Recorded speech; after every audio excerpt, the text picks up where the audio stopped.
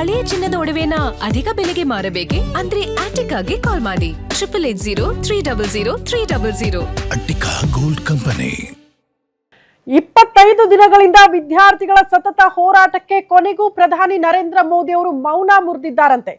ವಿದ್ಯಾರ್ಥಿಗಳ ಭವಿಷ್ಯದ ಜೊತೆಗೆ ಚೆಲ್ಲಾಟ ಆಡೋರನ್ನ ಬಿಡೋ ಮಾತೇ ಇಲ್ಲ ಅಂತ. ಯುವಕರ ಭವಿಷ್ಯದ ಜೊತೆ ಚೆಲ್ಲಾಟ ಆಡೋರನ್ನ ಬಿಡಲ್ಲ. ಪ್ರಧಾನಿ ನರೇಂದ್ರ ಮೋದಿ ಅವರು ಕೊನೆಗೂ ಮೌನ ಮುರಿದಿದ್ದಾರೆ. ವಿದ್ಯಾರ್ಥಿಗಳ ಪ್ರತಿಭಟನೆ ಮಧ್ಯೆ ಪ್ರಧಾನಿ ನರೇಂದ್ರ ಮೋದಿ ಅವರ ವಾರ್ನಿಂಗ್. ಪ್ರಶ್ನೆ ಪತ್ರಿಕೆ ಸೋರಿಕೆ ಮಾಡಿದವರ ವಿರುದ್ಧ ತ್ವರಿತ ಮತ್ತು ಕಠಿಣ ಕ್ರಮ ಕೈಗೊಳ್ಳೋದು ಫಿಕ್ಸ್. ಕ್ರಮಕ್ಕೆ ಫಾಸ್ಟ್ ಟ್ರ್ಯಾಕ್ ನ್ಯಾಯಾಲಯಗಳನ್ನ ಸ್ಥಾಪನೆ ಮಾಡೋದಕ್ಕೆ ನಿರ್ಧಾರ ಆಗಿದೆ.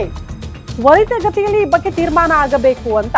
ಯುವಕರ ಭವಿಷ್ಯದ ಜೊತೆ ಚೆಲ್ಲಾಟ ಆಡೋರನ್ನ ಬಿಡಲ್ಲ. ವಿದ್ಯಾರ್ಥಿಗಳ ಪ್ರತಿಭಟನೆಯ ಮಧ್ಯೆ ಪ್ರಧಾನಿ ನರೇಂದ್ರ ಮೋದಿ ಅವರ ವಾರ್ನಿಂಗ್ ಇದು.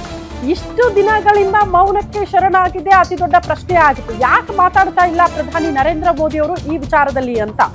ಸೊ ಈಗ ಅವ್ರು ಹೇಳ್ತಾ ಇರೋದು ಸಚಿವರ ರಾಜೀನಾಮೆ ಬಗ್ಗೆ ಕೂಡ ಉಲ್ಲೇಖ ಅಲ್ಲ, ಬದಲಾಗಿ ಯಾರು ತಪ್ಪಿತಸ್ಥರಿದ್ದಾರಲ್ಲ ಅವರ ವಿರುದ್ಧ ಖಂಡಿತ ಕ್ರಮ ಕೈಗೊಳ್ಳುತ್ತೆ ಕೇಂದ್ರ ಅನ್ನೋ ರೀತಿಯಲ್ಲೇ ಸ್ಪಷ್ಟೀಕರಣಕ್ಕೆ ಪ್ರಧಾನಿ ನರೇಂದ್ರ ಮೋದಿ ಅವರು ಮುಂದಾಗ್ತಿದ್ದಾರೆ.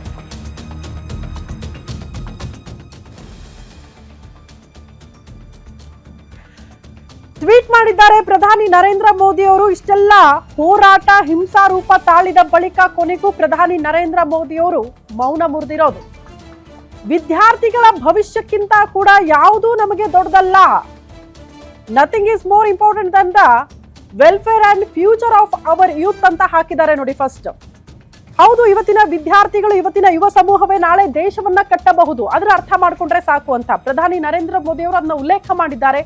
ಯಾರು ತಪ್ಪಿತಸ್ಥರಿದ್ದಾರಲ್ಲ ಖಂಡಿತ ಅವರ ವಿರುದ್ಧ ಕಠಿಣ ಕ್ರಮ ಕೈಗೊಳ್ಳಲಾಗುತ್ತೆ ಅನ್ನುವಂತಹ ವಿಚಾರವನ್ನ ಪ್ರಸ್ತಾಪ ಮಾಡಿದ್ದಾರೆ.